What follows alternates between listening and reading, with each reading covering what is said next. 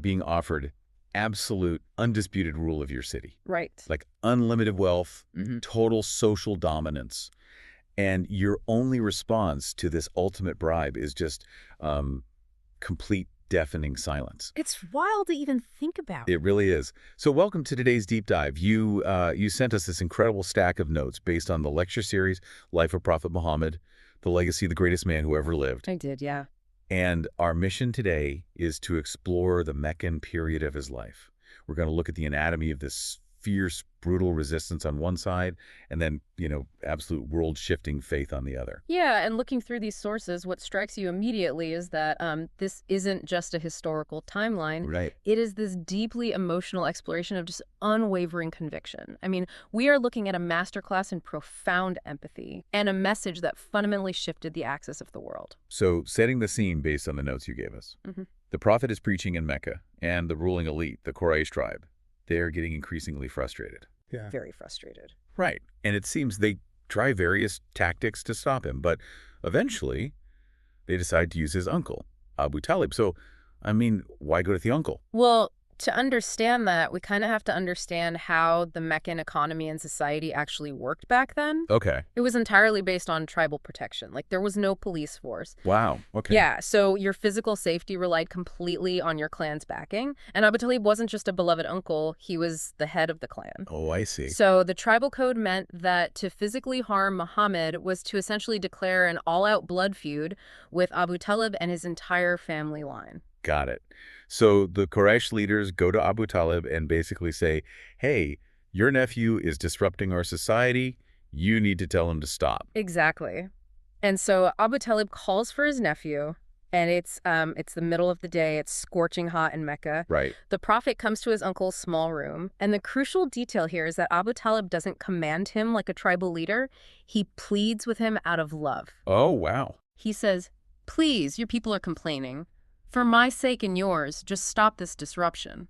Man, I want you listening right now to just put yourself in that room, because this is the ultimate test of boundaries. It really is. It's one thing to stand up to an enemy who actively hates you, right? Who wants to destroy you. But how do you say no to the family member who genuinely loves you?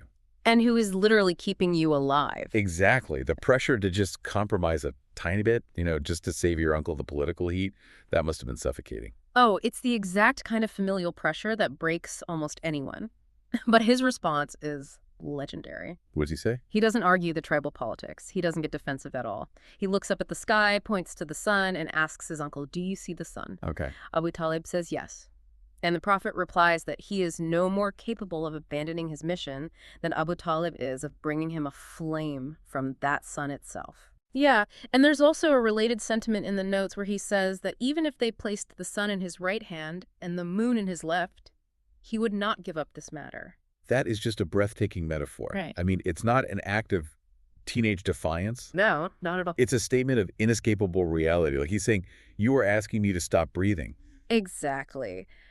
This mission wasn't some political campaign he could just suspend. It was a divine reality. Right. And what's amazing is that Abu Talib is so moved by this absolute certainty, he promises to unconditionally support him no matter the cost. Unbelievable. So if the Quraysh realize they can't negotiate with him and they can't pressure him through his family, they essentially lose control of the narrative. They do. But I have to ask, why did they fight this message so vehemently in the first place? Like, the early Muslims weren't raising an army. Right, they were peaceful. Yeah, they were largely peaceful, just practicing their faith. Well, to understand the sheer scale of the pushback, we have to look past theology. This was fundamentally about extreme jealousy and just a desperate, white-knuckled grip on power. Really? Just power. Yeah. The sources include this astonishing private admission from a man named Abu Jahl. Ah, Abu Jahl. Right. He was one of the most vicious, outspoken opponents of the prophet.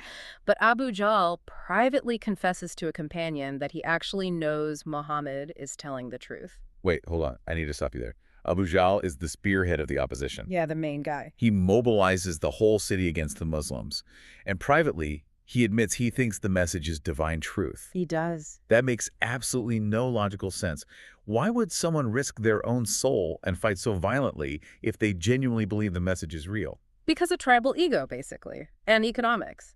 Abu Jahl explains his reasoning perfectly. What does he say? He says his tribe and the Prophet's family had been locked in this fierce neck-and-neck rivalry for generations over the elite honors of Mecca. Okay, honors like what? He specifically mentions things like the hijaba, which is the guardianship of the sanctuary, the liwa, the banner of war, and the sakaya. The sakaya being the right to provide water to the pilgrims, right? Yes, exactly. But let's explain why that actually matters. Yeah, please. Mecca is a barren desert valley. It relies entirely on the massive influx of pagan pilgrims coming to worship idols at the Kaaba. Right. It's a huge tourist hub, essentially. Precisely. So if your clan controls the water supply for tens of thousands of pilgrims, you don't just have an honor, you have a monopoly. Oh. You hold the absolute key to economic dominance in the city. Oh, okay. So think about like a bitter corporate rivalry today. Yeah, good analogy. Imagine two tech giants in a decades-long arms race. They're keeping score on wealth, status, market share. Then suddenly, one side invents a limitless free energy source. Right. It instantly invalidates the other side's entire arsenal. They can't compete with it, so they just have to destroy it. That's exactly it.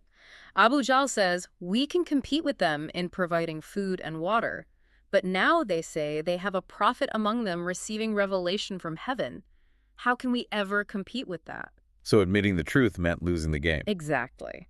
To accept the truth meant accepting that the prophet's family had fundamentally won the rivalry. Wow. Furthermore, Islam was a religion designed to free people from worshiping other people. Right. It threatened to strip the elite of their ability to enslave, exploit, and maintain their artificial hierarchy. So the truth wasn't just inconvenient, it dismantled their entire way of life. Completely. So if the Quraysh realize they can't attack the prophet intellectually, and they can't attack him politically because of his uncle's protection, what is their remaining option? Well, they go after the unprotected. Oh, no. Yeah, if you can't beat the idea, you try to break the vulnerable people holding it. And this leads us into some of the most heartbreaking narratives in the notes. Yeah, I read those. The physical and psychological torment the early believers endured is deeply difficult to process. And we have to recognize the immense psychological burden this placed on the prophet himself. Oh, absolutely. He was deeply grieved to see his followers, many of whom were enslaved or lacked tribal protection, suffer so brutally while he was temporarily protected. Right, and the endurance of these followers defies logic. The sources highlight a man named Kebab. Yes, the rocks. Yeah, he was dragged into the desert by the Quraysh. They took small rocks, heated them in a fire until they were glowing red hot, and then threw him barebacked onto those rocks. Oh my God. Kebab later recounted that the heat burned through his flesh and he could actually smell his own fat melting. That is physically painful to even hear. I mean, how does a human being survive that without breaking? Well, his response was to simply repeat, Allah is one. Allah is one, louder and louder. Wow. He knew it was the one phrase that absolutely infuriated his tormentors. He weaponized his own conviction. That's incredible. It was the ultimate assertion of freedom. Like they could burn his physical body, but they couldn't touch his soul. And it wasn't just the men, right? The notes mentioned the legendary, deeply tragic martyrdom of Sumaya. Yes. She was a vulnerable slave, and she was brutally murdered by Abu Jahl himself, struck down with a spear, becoming the very first martyr of the faith. And that sets the stage for a really profound moment of empathy in the narrative. Right, with her son. Exactly. Sumayya's son, Ammar, witnessed his parents being tortured to death, and he himself was subjected to unbearable physical and psychological agony. It's just horrific. And under this unendurable pain, Ammar breaks. He buckles and utters words denouncing the prophet just to make the torture stop. Which, I mean, is so understandable. When he's finally released, the notes say he comes to the prophet absolutely shattered, weeping with guilt, thinking he has completely destroyed his own soul. And here's where it gets really interesting to me. As humans, we often have this expectation of rigid perfection. We do, yeah. We expect the hero to never crack under torture. So how does a leader who has sacrificed everything for this truth respond to a follower who finally breaks? Well, the prophet's response is extraordinarily compassionate. Instead of condemning him or demanding robotic perfection, a divine revelation is brought down. Really? What did it say? It confirmed that if a believer is forced to speak against their faith under unbearable torture, but their heart remains firm and secure in belief, they are entirely excused. Wow. Because God does not overburden a soul. That is beautiful. It shows this profound balance between ultimate devotion to the cause and this tender, deeply human empathy for the limits of physical endurance. Yes, These saw Ammar's breaking heart and met it with complete mercy. he did. Now, while the followers were enduring this physical torment, the prophet was facing a relentless psychological war. Right. Since torturing the followers didn't stop the movement, the Meccan elite decide to change tactics again. They try to buy the movement out. Ah, the bribes. Yeah, they send a man named Utbah. And Utbah is renowned in Mecca as an absolute master of poetry, negotiation, and rhetoric. So they send their best talker. And the notes describe Utbah approaching the prophet and throwing out an incredible string of insults. He blames him for dividing the city. He accuses him of starting rumors of sorcery. Utbah says, "You're ruining us. You're splitting families." Right. And then he pivots to massive bribes. If you want wealth, we'll make you the richest man. Yeah. If you want status, we'll make you our king. Just name your price to end this. And through this entire tirade, this massive barrage of insults and bribery, the prophet does something masterful. What does he do? He simply sits there. He listens attentively without interrupting a single word of this nonsense. I want to pause on that. Think about the sheer self-control that takes. It's immense. Someone is throwing your life's work in your face, offering to buy your soul, insulting your intelligence. The natural human instinct is to defend yourself, Yeah, to yell back. to point out their hypocrisy. But he waits in complete, total silence. What does that kind of silence do to an aggressor? It completely disarms them. By staying silent, the prophet refused to step into Utbah's arena of petty tribal politics. Right. When Utbah finally ran out of breath, the prophet calmly and kindly asked, "Are you done?" Wow. Utbah says yes. And then the prophet doesn't even use his own words to reply. He answers only by reciting verses from the Quran, specifically Surah Fussilat. And the notes say this completely shook Utbah. But, I mean, why? Why did a recitation make this arrogant negotiator literally reach out and put his hand over the prophet's mouth, begging him to stop? Well, because we have to remember who Utbah was. He was an expert in Arabic rhetoric. He knew exactly what human poetry sounded like. Oh, right. He was a master poet. Exactly. The linguistic structure of these verses wasn't just beautiful, it was psychologically devastating. How so? The verses detailed a profound, terrifying warning about the destruction of past arrogant nations like Ad and Thamud. Okay. And the rhythmic and conceptual power of the Arabic was so overwhelmingly beyond human composition that it broke Utbah's psychological defenses. He physically tries to stop the words because he just can't handle the weight of them. Exactly. Utbah runs back to the Quraysh leaders, completely pale and totally shaken. I bet. They ask him what happened, and he tells them he didn't understand the words rationally, only that he was threatened with destruction. He experienced the undeniable power of the message firsthand, and it terrified him on a soul level. So fear drives the arrogant elite away. Yeah. But what's fascinating is how that exact same message magnetized those who actually had open hearts. Yeah, it's a huge contrast. There's a story in these notes about a man named Dimad the Healer. What exactly happened there? So Dimad comes to Mecca from southern Arabia. He hears rumors spread by the Quraysh that Muhammad is possessed or touched by a jinn. Right. Now, Dimad makes his living healing people with these afflictions using traditional incantations. So he goes to the prophet and confidently offers to cure him. Which is highly insulting. Like, hey, I hear you're crazy, let me fix you. Right, yeah. But again, the prophet doesn't get defensive. He recognizes Dimad has just been fed bad information. Sure. So he responds by simply reciting a traditional opening of praise to God, known as the Khutbah al-Hajjah. Okay, what does that say? It translates roughly to, "Praise be to God. We praise him and seek his help. Whomever God leads aright, no one can lead astray." And the notes call it a profound rhythmic declaration. But why did it blow Dimad's mind so fast? Like, why does he instantly convert? Because Dimad was a professional healer who worked with words and incantations all day. Oh, right. He knew the absolute limits of human speech, the grammatical structure of what the prophet recited, the absolute divine sovereignty expressed in "whomever God leads aright, no one can lead astray."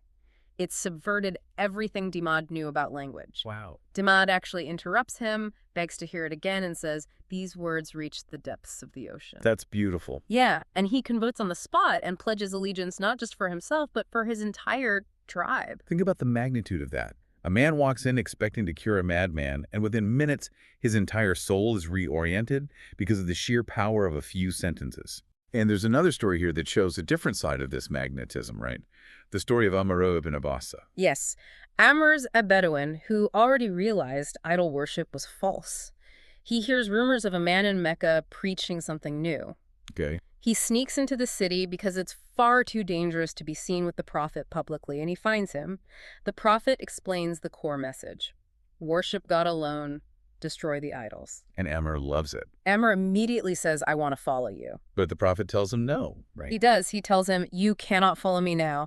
Don't you see my situation? It's too dangerous. Go back to your people, and when you hear that I have prevailed, come find me.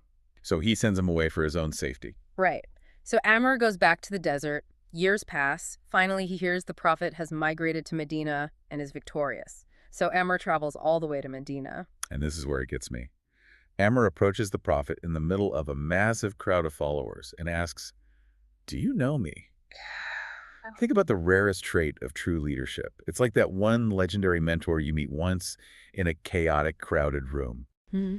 And years later, after they become incredibly successful, you walk up to them and they remember exactly who you are and what you care about. The prophet looks at this man from the desert and says instantly, yes, you are the man who came and met me in Mecca. It is staggering. It really is. He remembered a lone Bedouin from a brief secret meeting years ago, amidst all the persecution, the migration, and the building of an entirely new society. Wow. Whether he was facing a condescending healer or an eager Bedouin, the prophet's emotional intelligence was absolute. He made every single individual feel deeply, truly seen.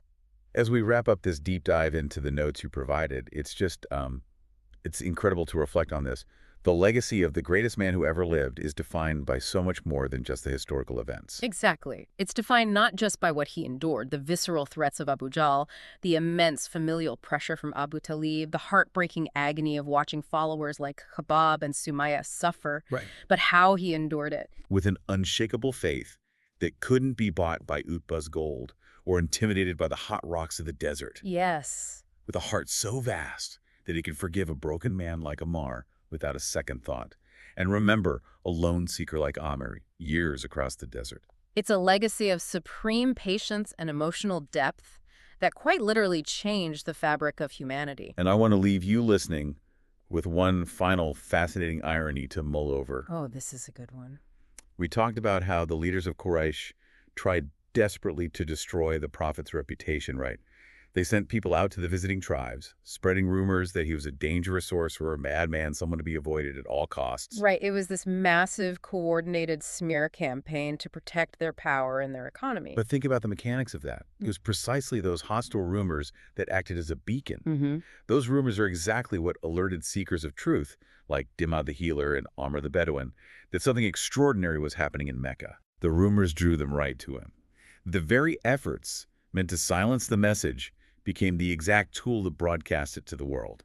That is such a profound paradox. The fire they tried to use to burn him down ended up being the light that guided the world to his door. Exactly. Just like he told his uncle at the very beginning, you are no more capable of stopping this than you are of bringing me a flame from the sun.